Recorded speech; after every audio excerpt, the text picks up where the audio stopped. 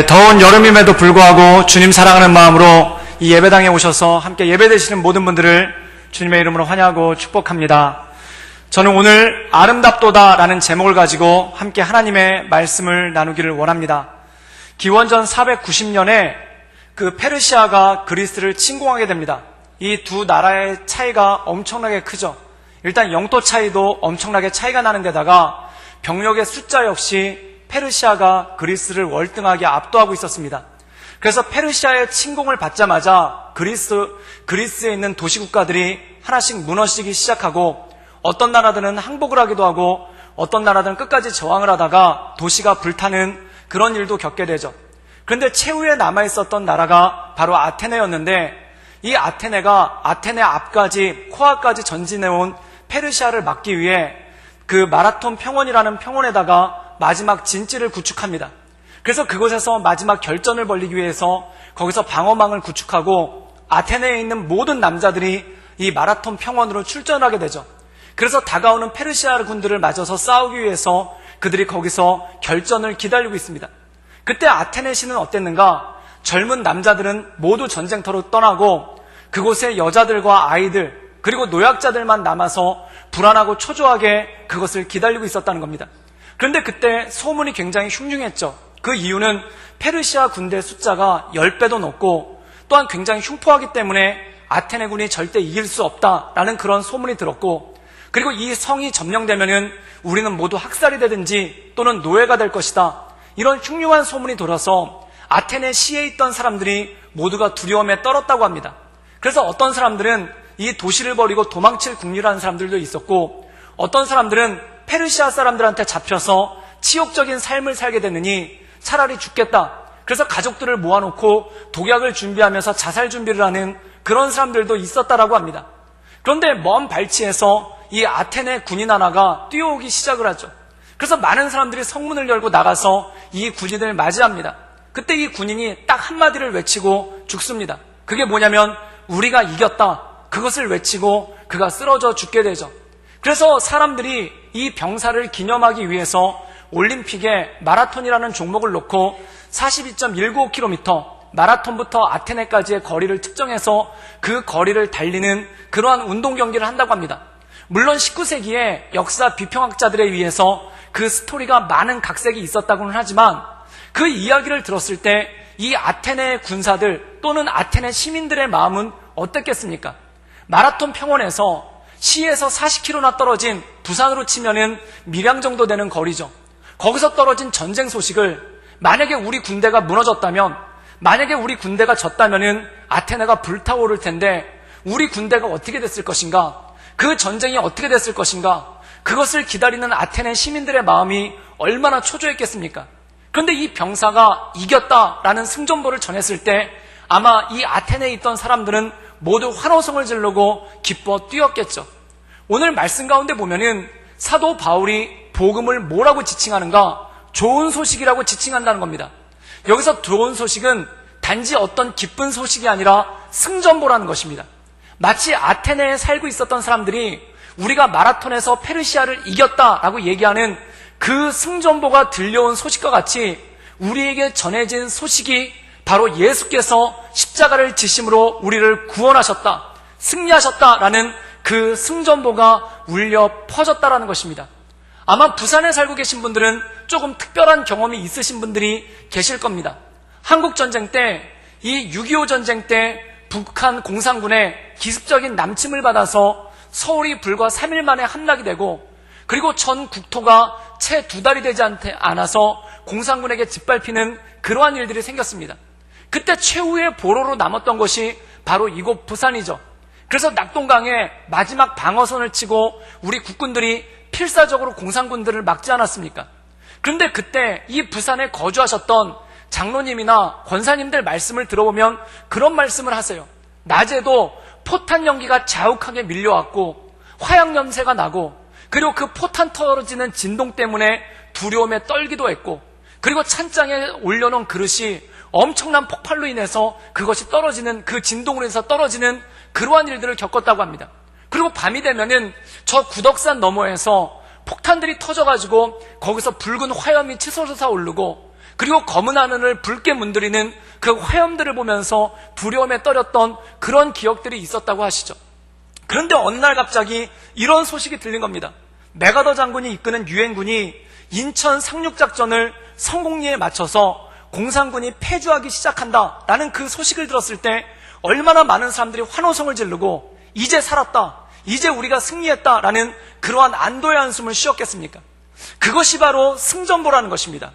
오늘 사도 바울은 이 복음, 그리스도께서 십자가의 죽으심으로 우리를 구원하셨다는 이 복음을 좋은 소식이라고 얘기했는데, 이 좋은 소식은 단순한 좋은 소식이 아니라 승전보, 우리가 이겼다, 적들이 물러갔다, 이제 죽지 않아도 된다라는 그러한 소식, 바로 그것이 승전보라는 것입니다.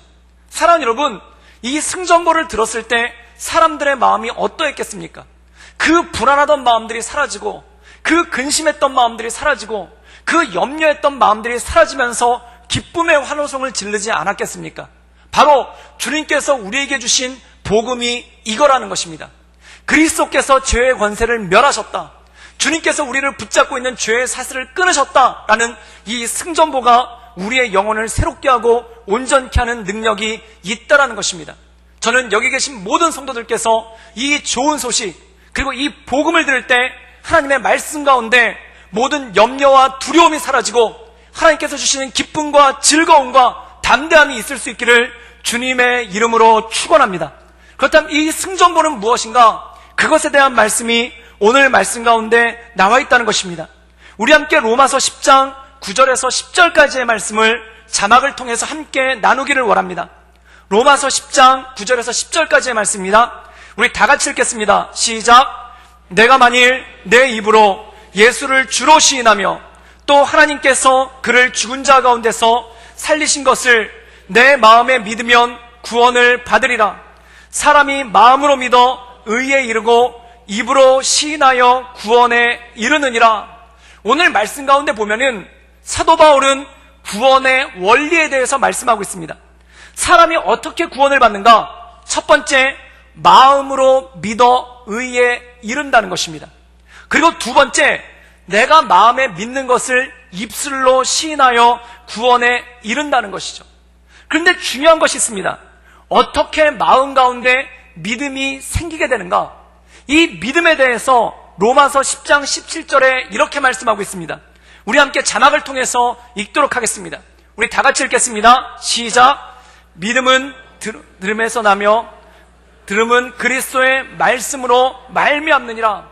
오늘 말씀 가운데 우리 마음에 믿음이 어떻게 생기는가? 오늘 로마서 10장 17절 말씀에 보면은 믿음은 들음에서 난다는 것입니다. 그러면 무엇을 들었을 때 온전한 믿음이 생기는가? 바로 그리스도의 말씀을 들었을 때 우리 마음 가운데 온전한 믿음이 생긴다는 것입니다. 저는 우리 교회가 하나님의 말씀이 충만한 교회가 되기를 주님의 이름으로 축원합니다. 그래서 모든 사람들 귀에, 그리고 모든 성도들 귀에 하나님의 말씀이 들려져서 이 말씀으로 말미암아 하나님 말씀 가운데 굳건하게 서는 믿음이 우리의 삶 가운데 견고해지기를 주님의 이름으로 축원합니다. 그런데 중요한 것이 있습니다. 믿음은 어디서 오는가? 들음에서 온다는 것입니다. 그런데 잘못된 것을 듣는다면, 잘못된 소식을 듣는다면 어떤 일이 생기는가? 잘못된 믿음이 생길 수가 있다는 것입니다. 6.25 전쟁이 났었을 때, 이 부산이 포위됐었을 때 세상이 어렵고 힘들면은 제일 먼저 도는 소식이 뭐냐면 유언비어가 돌기 시작합니다. 그때 부산에 이런 유언비어가 돌기 시작했다는 거예요. 공산군이 너무 막강하기 때문에 반드시 낙동강 전선은 무너진다. 반드시 낙동강 방어선은 무너진다. 그러므로 우리는 공산군한테 모두 잡혀서 죽기 전에 먼저 항복을 해야 된다. 끝까지 저항하다가 죽지 말고 항복을 해야 된다. 이런 소문들이 무성했다는 겁니다. 그래서 지금이라도 항복하면, 지금이라도 총을 놓고 항복하면은 우리가 살 수 있다. 이런 소문들이 무성해서 사람들 마음을 흔들리게 하고 어렵게 했다는 겁니다. 그리고 인천 상륙작전이 성공했다라는 그러한 소식이 들렸음에도 불구하고 어떤 유언비어가 돌기 시작했냐면, 인천은 상륙할 수 있는 곳이 아니다. 조수 간만의 차이도 너무 크고 또한 순 갯벌이라서 사람도 지나갈 수 없고 탱크도 지나갈 수 없다. 그런 인천에 어떻게 군대가 상륙할 수 있는가? 이건 다 거짓말이다. 라는 유언비어가 돌아서 사람들 마음을 힘들게 하고 어렵게 했더라는 것입니다. 그런데 사랑하는 여러분, 중요한 것이 있습니다. 여기서 유언비어를 들은 사람들은, 잘못된 소식을 들은 사람들은 그 마음 가운데 잘못된 믿음이 생기는 거예요. 그래서 그 잘못된 믿음 때문에 더 염려하고 더 근심하고 지금이라도 항복해야 되지 않는가라는 그러한 생각이 들었다는 것입니다. 그런데 진짜 좋은 소식, 인천 상륙작전이 성공했다라는 소식을 들은 사람들한테는 기쁨이 넘쳤다라는 것이죠. 사랑하는 여러분, 중요한 것이 있습니다. 듣기는 듣는데 무엇을 듣느냐가 중요하다는 것입니다. 우리가 세상에 헛된 소식을 들었을 때, 또한 세상에 잘못된 소식을 들었을 때, 세상에 죄악된 소식을 들었을 때 마음에 낙심이 오고 마음이 무너집니다. 왜 그럴까요? 잘못된 믿음이 생기기 때문에 그렇다는 것이죠. 그러나 우리가 온전한 주님의 말씀을 들을 때, 우리가 온전한 주님의 복음을 들을 때 우리 마음 가운데 새 힘이 넘치고 새 능력이 나타난다는 것이죠. 저는 우리 모든 성도들에게 하나님의 온전한 소식, 그 복음이 전해질 수 있기를 주님의 이름으로 축원합니다. 그리고 내가 무엇을 듣느냐가 내 믿음을 결정하고 내 삶을 결정한다는 것이죠. 사랑하는 여러분, 듣는 것은 무엇과 똑같은가? 먹는 것과 똑같습니다. 잘못된 음식을 먹으면 어떻게 됩니까? 탈이 납니다. 그리고 잘못된 음식을 지속적으로 섭취하면은 이 사람은 몸이 병이 생기고 어려워진다는 거죠. 제가 중국 단동에 한번 방문을 한 적이 있는데, 그때 거기서 10년 동안 사역했던 목사님이 계십니다. 이 한국인 선교사님인데 그분이 이런 얘기를 하는 거예요. 자기가 중국에 오면서 참 좋았던 것 중에 하나가 양꼬치가 그렇게 맛있더라는 겁니다. 그래서 길거리에서 이 양꼬치를 사 먹는 게 자기의 사역의 낙 중에 하나였고, 또한 모든 사역을 끝내고 난 다음에 집에 들어가기 전에 양꼬치집에서 길거리에 이렇게 양꼬치 노점이 있는데 거기서 그 양꼬치를 사 먹는 게 자기 삶의 기쁨이었다는 거예요. 그런데 열심히 사역을 10년 동안 하고 있는데 어느 날 몸이 힘들고 너무 몸이 안 좋아가지고 한국에 가서 건강검진을 받았대요. 근데 건강검진 결과가 놀라운 결과가 나왔는데 그게 뭐냐면 쥐약 중독이 나왔다는 겁니다. 그래서 의사 선생님이 붙잡아 놓고, 혹시 목사님 정기적으로 쥐약을 드십니까? 이렇게 말씀을 하는 거예요. 아니, 그래서 제가 쥐도 아닌데 쥐약을 왜 먹겠습니까? 라고 얘기했더니, 혹시 쥐와 관련된 걸 드신 적이 없습니까? 라고 얘기를 하는 거예요.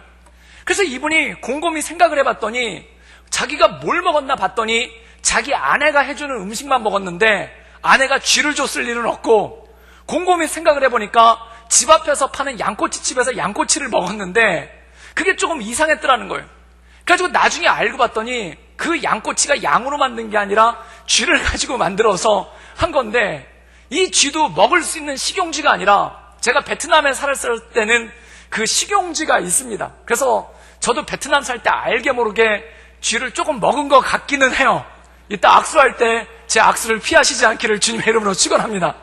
그런데 이 베트남에서 쥐 먹는 사람들이 뭐라고 얘기하냐면, 메콩 델타라는 지역에서만 쥐를 먹는데 거기는 특산품이 파인애플과 쌀과 그리고 쥐고기라고 그래요. 근데 그 이유가 뭐냐면, 거기 그 현지인 목사님이 그 얘기를 하더라고요. 그 사이공, 제가 살고 있던 호치민시티의 쥐들은 쓰레기를 파먹어서 더러운 쥐인데 자기 동네 쥐들은 쌀만 먹고 자랐기 때문에 청정쥐라는 거예요. 그런데 제가 볼 때는 이 양꼬치를 파신 분이 그런 청정쥐를 가지고 판 것 같진 않고, 쥐약을 넣어가지고 잡은 쥐를 가지고 그거를 요리해서 판 거예요. 그러니까 이 선교사님이 그걸 굉장히 즐겨 먹었는데, 먹다 보니까 이 쥐 내에 체득돼 있던 쥐약이 이분 몸으로 와가지고 이게 쌓이고 나중에 병이 되더라는 겁니다. 사랑하는 여러분, 먹는 것은 그런 것입니다. 안 좋은 것을 먹으면 당장 탈이 나지는 않지만 그게 몸에 쌓이게 되고 건강이 안 좋아지고 나빠진다는 것이죠. 우리가 편의점 같은 데 가서 담배를 보면은 담배 케이스에 거기 여러 가지 질병으로 고통당하는 사람들의 모습의 형상이 나와 있습니다. 이건 뭡니까? 지속적으로 담배를 펴서 니코틴이나 타르를 섭취하게 되면은 몸이 이렇게 나빠지는 것 아니겠습니까?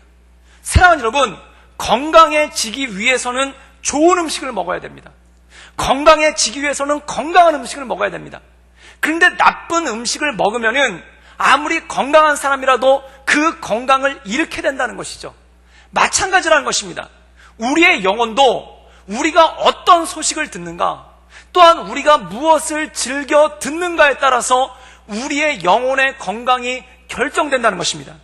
그래서 베드로 사도는 우리에게 이렇게 권면하고 있습니다. 우리 베드로전서 2장 1절과 2절의 말씀을 우리 자막을 통해서 함께 나누기를 원합니다. 우리 다 같이 읽겠습니다. 시작.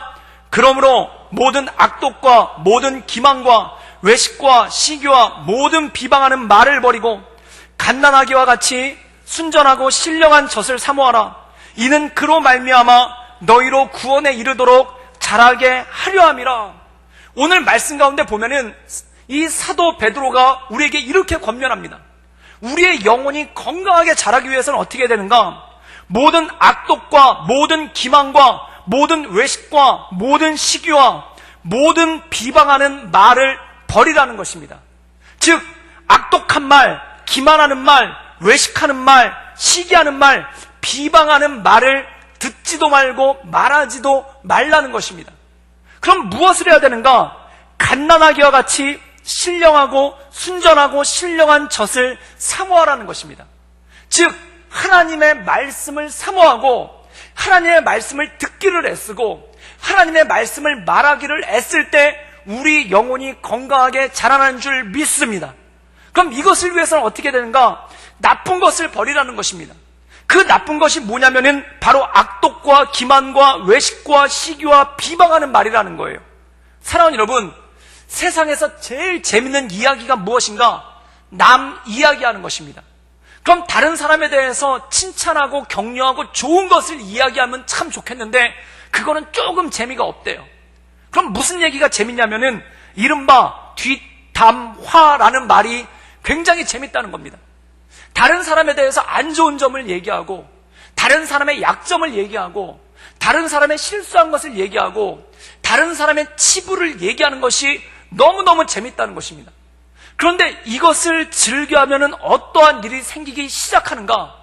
마치 쥐약을 지속적으로 먹는 것처럼, 쥐약을 먹은 쥐고기를 지속적으로 먹는 것처럼 이것이 우리 몸에 쌓이고 우리의 영혼이 쌓여서 우리를 넘어뜨리고 쓰러뜨린다는 것입니다. 그렇다면 사도 베드로는 이렇게 권면합니다. 그거 참 재밌는 거다. 그거 참 즐거운 거다. 그거 참 사람들이 즐겨하는 것이다. 그러나 그것을 버리고 온전하고 신령한 젖을 사모하라는 것입니다. 즉 하나님의 말씀을 사모하라는 것입니다. 사랑하는 여러분, 어린아이들 중에 보면은 사탕을 참 좋아합니다. 그런데 사탕이 맛있다고 그 사탕을 계속 먹으면 어떡하겠습니까? 이 아이는 병에 듭니다. 몸이 약해집니다. 그러면 무엇을 먹어야 되는가? 엄마 젖을 사모하고 또한 분유를 먹어야지만 이 아이가 건강하게 자라날 수 있는 능력이 있다라는 것이죠. 제가 저희 둘째 아이가 비교적 건강한 편인데 이 아이를 낳을 때 기도를 참 많이 했어요. 그 이유 중에 하나가 첫 번째는 베트남에서 임신을 했고 베트남에서 어린 시절을 보냈고 또 하나는 저희 아내가 44살 노산에 났어요. 그리고 첫째랑 12살 차이가 나니까 이 엄마가 초산을 하는 것과 똑같다고 그러더라고요. 그리고 베트남 의료시설이 별로 좋지가 않아가지고 한번 애를 예방접종을 마치려고 병원을 갔는데 굉장히 좋은 병원에 갔거든요. 근데 거기서 뭘 보여주냐면은 주사약을 보여주는 거예요. 그 앰플을 보여주면서 라벨이랑 그 입구를 다 확인을 하라는 거예요. 그래서 왜 그런가 봤더니 가짜약이 워낙 많아가지고 가짜약을 주사 맞고 죽거나 다치는 애들이 있어서 좋은 병원에서는 자기 약이 진짜라는 걸 확인을 시켜주고 그 다음에 주사를 놔주는 거예요. 또한 이 분유 중에 분유에다가 석고가루를 섞어가지고 석회가루를 섞어가지고 팔았던 사람들이 있어서 그걸 먹고 애들이 8명이나 죽는 그런 일들이 있었습니다. 그러니까 아이 건강을 놓고 얼마나 기도를 했겠습니까? 근데 저희 아이가 모유를 먹지 않고 분유를 먹었는데 이 분유를 먹는 걸 보면서 아이가 건강했다라고 느낀 게 뭐냐면 이 젖병을 들고 빨기 시작하는데 얼마나 세게 빠는지 이 젖병에서 소용돌이가 돌아가면서 이 우유가 빨려 들어가는 거예요. 그래서 그걸 보면서 우리 아이는 참 건강하겠다.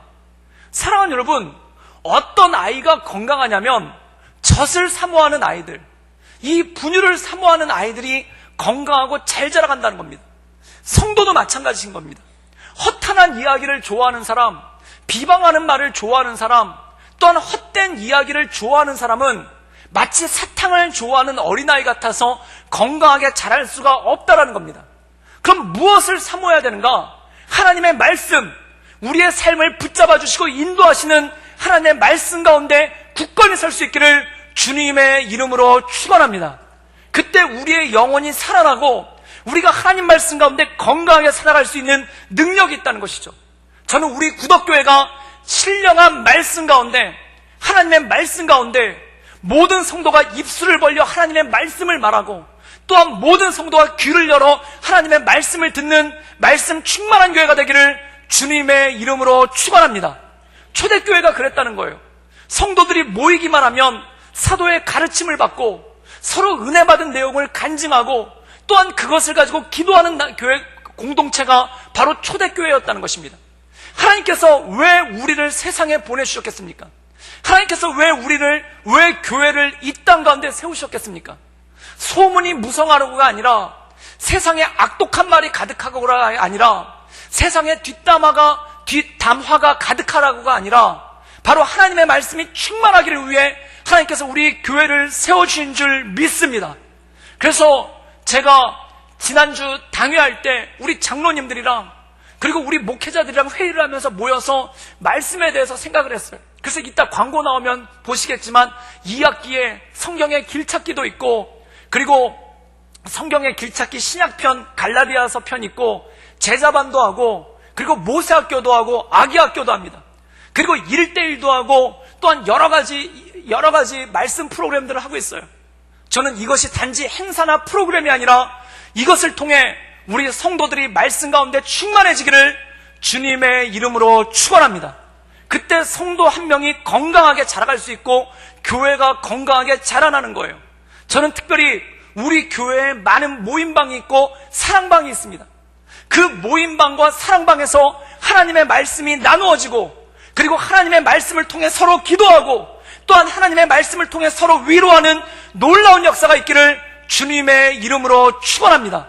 그래서 세상의 모든 헛된 말과 세상의 모든 허탄한 말들은 사라지고 하나님의 말씀이 채워지기 시작할 때, 또한 하나님의 말씀이 들려지기 시작할 때 우리 마음 가운데 건강한 믿음, 구원에 이르는 믿음이 자라나고 그것이 뿌리를 내리게 된다는 것이죠. 그래서 시편 1편에는 이렇게 말씀하고 있습니다. 하나님의 말씀을 주야로 묵상하는 자는 시냇가에 심은 나무와 같다. 그가 바로 복 있는 사람이라고 말씀하고 있다는 겁니다. 저는 우리 교회가 하나님의 말씀이 충만하여 시냇가에 심은 나무와 같은 복된 교회가 되기를 주님의 이름으로 축원합니다. 그렇다면 사도 바울은 이것에 대해서 또 우리에게 어떻게 말씀하고 있는가? 우리 함께 로마서 10장 13절에서 15절까지의 말씀을 읽도록 하겠습니다. 우리 다 같이 읽겠습니다. 시작. 누구든지 주의 이름을 부르는 자는 구원을 받으리라. 그런즉 그들이 믿지 아니하는 일을 어찌 부르리요? 듣지도 못한 일을 어찌 믿으리요? 전파하는 자가 없이 어찌 들으리요? 보내심을 받지 아니하였다면 어찌 전파하리요? 기록된 바 아름답도다. 좋은 소식을 전하는 자들의 발이여 함과 같으니라. 오늘 말씀 가운데 보면은 사도 바울이 역설적으로 얘기합니다. 즉 거꾸로 짚어가면서 얘기하는데 13절에 이렇게 말씀하고 있습니다. 주의 이름을 부르는 자는 구원을 받으리라. 즉 다시 말해서 입술로 주님을 시인하는 자는 구원을 받게 된다는 거예요. 그런데 14절에 이렇게 말씀하고 있습니다. 그런데 마음에 믿음이 없다면 어떻게 주님을 부르겠는가? 라고 얘기합니다. 그리고 또 이렇게 얘기합니다. 말씀을 듣지 못했다면 어떻게 그의 마음 가운데 믿음이 생길 수 있겠는가? 즉 사람들 마음 가운데 믿음이 자라지 못하는 이유가 말씀을 듣지 못했기 때문에 그렇다는 것입니다. 그래서 로마서 10장 15절에 보면은 사도 바울이 성도들에게 이렇게 권면하고 있습니다. 아름답도다. 좋은 소식을 전하는 자들의 발이여 함과 같으니라. 즉 우리가 주님의 소식을, 이 좋은 소식을 전해서 사람들에게 듣게끔 해야지만 사람들 마음 가운데 믿음이 생기고, 그 믿음이 생길 때 그들이 주님을 부르게 되고 그것을 통해 구원에 이르는 역사가 있다라는 것입니다. 사랑하는 여러분, 저는 이 구원의 소식을, 이 복된 소식을 이 세상에 전하는 우리 구덕교회 모든 성도가 되기를 주님의 이름으로 축원합니다. 사랑하는 여러분, 마라톤에서 전쟁에서 이겼는데 누구도 아테네 시에 가서 이겼다는 승전보를 전하지 않는다면 이 아테네 시에 있는 사람들이 얼마나 근심에 빠졌겠습니까? 사랑하는 여러분, 이 부산이 낙동강 방어선을 중심으로 해서 포위되고 있었을 때 인천 상륙작전이 성공을 했는데 그 성공했다는 소식을 전하지 않으면 여기 있는 사람들은 다 힘들고 어렵고 근심하며 살 거 아닙니까? 사랑하는 여러분, 좋은 소식을 전해야지만, 그 좋은 소식을 들어야지만 우리가 일어나고 세워질 수 있다는 것입니다. 사랑하는 여러분, 이 세상을 보십시오. 얼마나 암울한 소식이 가득합니까?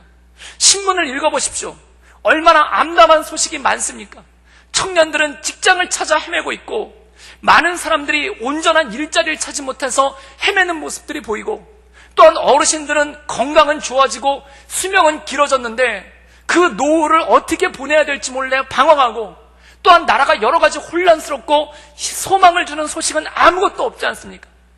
이런 소식들이 가득하기 때문에, 이런 소식들이 세상에 가득하기 때문에, 이런 소식들이 귓전을 때리고 있기 때문에 사람들이 절망하고 있다는 것입니다.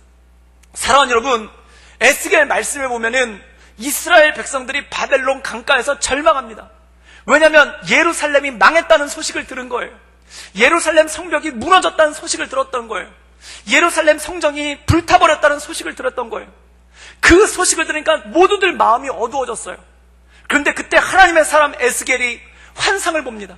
마른 뼈가 살아나는 환상, 죽었던 시체들이 일어나 하나님의 군대가 되는 환상. 그 나쁜 소식에 우리는 마른 뼈와 같다고 한탄하고 있는 그 백성들에게 그가 말씀을 전합니다. 인자야, 이 마른 뼈가 살겠느냐? 인자야, 이 마른 뼈가 살겠느냐? 그러면서 이 에스겔이 좋은 소식, 복된 소식을 백성들한테 전합니다. 마른 뼈를 살리시는 하나님께서 우리를 회복시키실 것이다. 저는 우리나라와 우리 민족 가운데 이 복된 소식이 전해지기를 주님의 이름으로 축원합니다. 승전보를 전하지 않는다면 이긴 줄 어떻게 알겠습니까? 예수님에 대한 소식을 전하지 않는다면 우리가 구원받은 줄 어떻게 알겠습니까? 예수님에 관한 소식이 전파되지 않는다면 이 어두운 세상 가운데, 나쁜 소식으로 마음이 어두워진 마음 가운데 어떻게 빛이 임할 수 있겠습니까? 저는 우리 구덕교회 모든 성도가 주님의 말씀을 전하는 빛의 사자들로, 그 아름다운 발걸음을 가지고 나가는 주님의 사람들로 세워지기를 주님의 이름으로 축원합니다. 제가 2011년도 3월 11일 날 일본에 대지진이 일어납니다. 이른바 동일본 대지진이라고 하는데, 일본 바닷가에서 9.5의 지진이 일어나요. 그래서 이게 쓰나미가 돼서 모든 해안가를 덮치죠. 그래서 피해를 많이 입은 지역이 후쿠시마현, 그 다음에 미카와현, 그리고 미카와현, 그리고 이와테현입니다. 거기 해안선을 걸쳐서 200km가 초토화가 된 거예요. 그리고 이 물의 높이가 얼마나 됐냐면은 해일의 높이가 10m였다고 그래요. 이 10m나 되는 물기둥이, 이 10m나 되는 바닷물이 5km를 쓸고 들어왔으니까 남아난 게 뭐가 있겠습니까? 그래서 그때 16,000명 정도가 죽었고, 그리고 굉장히 많은 마을과 해안에 있는 마을들이 쑥대밭이 됐고, 게다가 후쿠시마에서는 원자력 발전소가 있는데 거기 방벽을 8m짜리를 세워놨는데 10m짜리 해일이 와서 넘어버리니까 거기서 물을 순환시켜서 원자로를 냉각시키는 냉각기가 고장이 난 거예요. 그래서 원자로가 과열이 돼서 그게 터져버립니다. 그래서 우리가 잘 아는 후쿠시마 원전 사태가 일어난 거예요. 그때 그 사태가 나니까 제가 섬기던 교회에서 긴급 구호팀이라는 것을 편성을 했습니다. 그래서 1차 팀, 2차 팀, 3차 팀을 보냈는데, 저는 3차 팀이 돼가지고 청년들을 인솔해서 그 일본에 들어간 거예요. 그래서 어디로 들어갔냐면은 피해가 심했던 이와떼라는 현으로 들어갔는데, 그 이와떼 현에 들어가는데 거기 계신 분이 이런 얘기를 하는 거예요.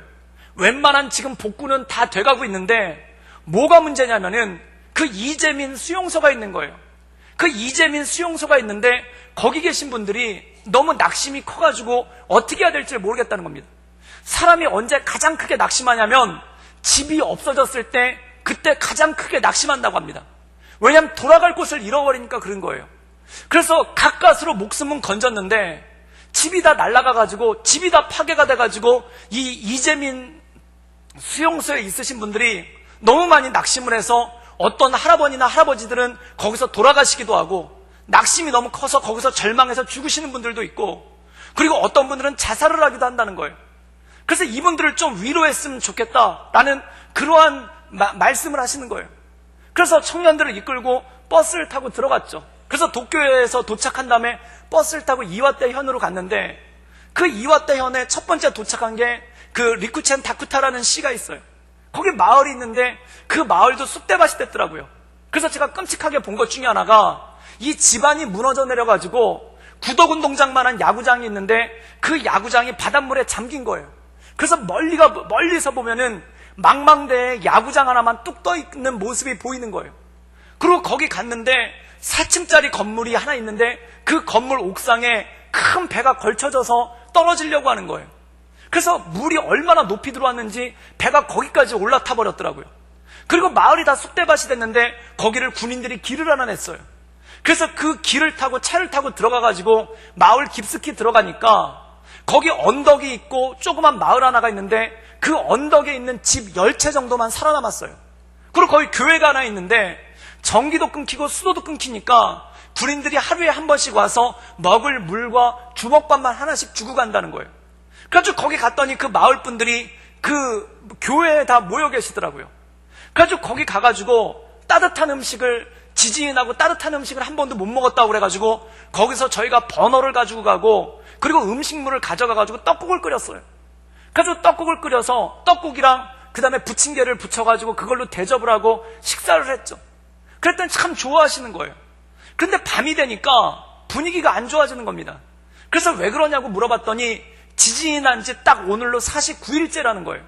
근데 일본 사람들이 미신이 있어가지고 49일째 되기 전까지 시체를 수습해서 땅에 잘 매장을 해주고 49제를 잘 지내줘야 되는데, 그걸 안 하면은 이 죽은 사람들이 원혼이 돼가지고 살아있는 사람들을 괴롭힌다는 거예요.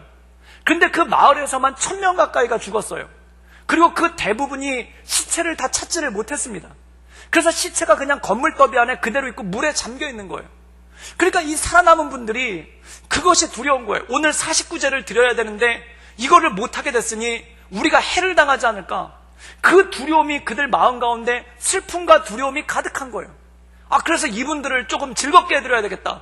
그래서 거기서 뭐 별의별 짓을 다 했죠. 그래서 교회에 사람들 계신데 그 앞에서 청년들 몇 명이 모아놓고 만담도 하고, 그리고 그 만담을 좋아한다고 그래가지고 그 안 되는 일본말 가지고 만담도 하고, 그리고 레크레이션도 하고, 그리고 워십 댄스도 하고, 그리고 일본인 목사님이 나오셔서 설교도 하고 찬양도 했어요. 그랬더니 참 분위기가 많이 부드러워진 거예요. 그런데 뭔가를 더 해드리고 싶은데 해드릴 게 없는 거예요. 그래서 걱정을 하고 있는데 우리 자매 중에 한 명이 굉장히 곱상하게 생긴 자매인데, 그 자매가 구석에서 50ml짜리 페트병을 꾸겨가지고 코로 부는 연습을 계속 하고 있는 거예요. 왜 그러냐면 도쿄에서 거기까지 올 때 5시간을 버스를 타고 왔는데, 그때 버스에서 저희가 막 그거 가지고 장난치면서 누가 더 세게 부나, 그래가지고 그 자매가 그때 페트병을 제일 잘 불어가지고 콧바람 여왕이 됐었거든요. 근데 그 콧바람 여왕 자매가 그걸 계속 불고 있는 거예요. 그러더니 저한테 뭐라고 하냐면 이분들한테 이거라도 보여주자고. 그래서 거기 마을 분들 계신데 이 자매가 페트병을 꾸기더니 그걸 코에다 대고 힝하고 푸니까 이게 착 펴지는 거예요. 그랬더니 이게 웬일입니까? 마을 분들이 다 박수를 치면서 웃으면서 좋아하는 거예요. 그러니까 이 자매가 거기서 조금 더 탄력을 받아가지고 1리터짜리 2배가 되는 페트병을 갖다 꾸겨가지고 그걸 코에다 대고 또 힝하고 푸니까 이게 또 착 펴지는 거예요. 그랬더니 마을 사람들이 다 일어나서 박수를 치는 거예요. 그리고 막 좋아하고 깔깔깔거리고 웃고 있는데, 그 마을 이장님이 2리터짜리 제일 큰 페트병을 하나 가져와서 이것도 되겠냐고.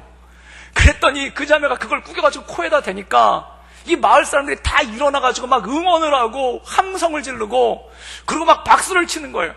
그러다가 뭐 하나 둘 셋을 외치는 때 이 자매가, 정말 저는 그 자매 코에서 코피 나는 줄 알았습니다. 정말 힘과 정성을 다해서 부는데 이게 진짜 딱 펴진 거예요. 그랬더니 마을 사람들이 다 일어나서 춤을 추고 환호성을 부르면서 웃는데 정말 한참 웃었습니다. 그러고 난 다음에 그 마을 사람들도 다 페트병을 찾아가지고 다 코에다 대고 불고 있는 거예요. 그래서 분위기가 참 그렇게 흘러가고 있는데, 그래서 저희들도 같이 웃고 그러면서 저녁을 보내고 있는데, 그 뒤에 앉아있던 청년 하나가 한참을 배를 잡고 웃다가 갑자기 울기 시작하는 거예요. 사랑하는 여러분, 사람이 웃다가 울기 시작하면 이건 무서운 겁니다. 그래서 제가 그 형제를 일본 목사님이랑 같이 갔어요. 그래서 형제 왜 웁니까? 라고 물어봤더니 그 형제가 그 얘기를 하는 거예요. 이 지진이 난 이후로 40일 동안 자기가 한 번도 웃어본 적이 없다는 거예요.